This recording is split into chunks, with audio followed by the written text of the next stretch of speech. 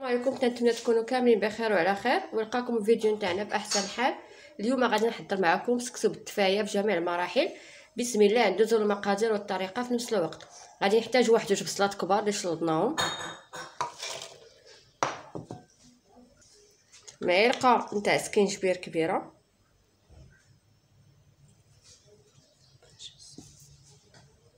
معلقه ديال البزار، معلقه نتاع الملحه، ومعلقه نتاع الخرقوم البلدي، وواحد الضمه نتاع الزعفران الحور اذا كانت متوفره، ومعلقه نتاع السمن، تكون معلقه عامره. انا هادشي توفر عندي. وغادي نديرو نص كاس تاع الزيت بالبلديه والزيت الروميه. ما غاديش نكثروا الزيت حيت الغلمه تيطلق لينا اليدين. غادي نضيف القزبور وندير الكوكوطه تشحر مزيان. عاد غادي نضيفوا لها ان شاء الله مطيشه. غادي نديرو ان شاء الله البصله. عندي هنا 4 البصلات اللي قطعناهم على هذا الشكل هذا، كنقطعهم على شكل طولي. غادي ندير مع واحد شويه نتاع البزار وشويه ديال الملحه وواحد العويد ديال القرفه، وغادي نديرو الماء وغادي نديروها في شي كوكوط ونسدوها حتى تطيب لينا مزيان. عاد ندوزو باش نعسلوها. غادي نديرو الزبيب، غادي ندير معاه شويه نتاع الماء وغادي نخليه حتى يتسلق عاد نعسلوه.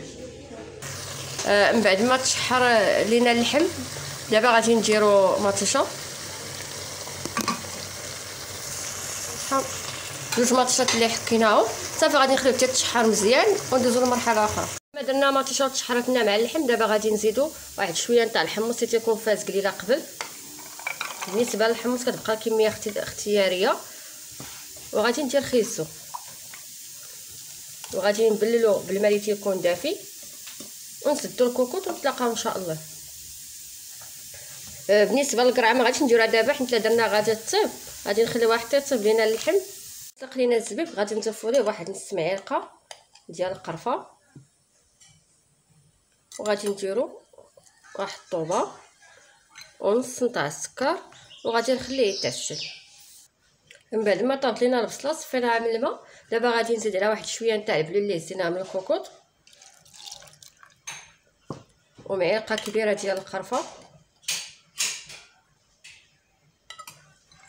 وجوج طوبات ديال السكر وغادي نديروها تعسل. ندوزو سكسو غادي نبسبسوه بالزيت، الزيت البلديه غادي نديرو غير شويه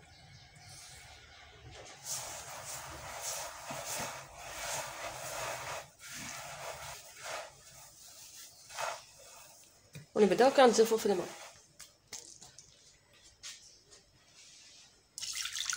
غنشربو سكسو مزيان.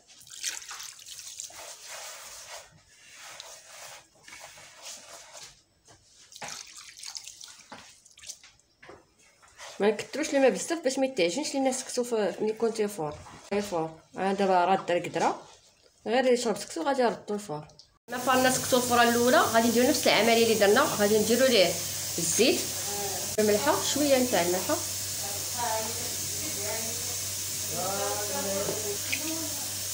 غادي نشربوه بالماء ونخليوه حتى يشرب ونردوه في الفوره الثانيه.